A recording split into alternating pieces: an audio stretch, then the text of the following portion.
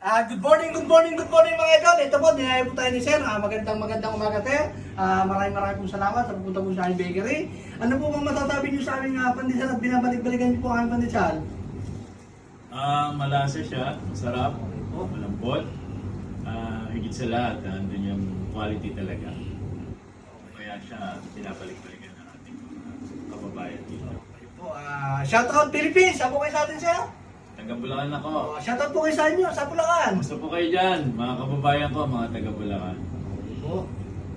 Maraming po salamat sa pagpunta po lagi sa aming bakery. Sana po, huwag po kayo magsasawang tangkilikin ang sariling atin. Lalong-lalo na po yung pinagmamalayan ko yung na pandesal. Kaya mga idol, ano pang inantay nyo? Ayan po si Sir, lagi pong bumabalik kay Kuya Pip Bakery. Maraming po salamat mga idol. Salamat po. Okay po, Sir.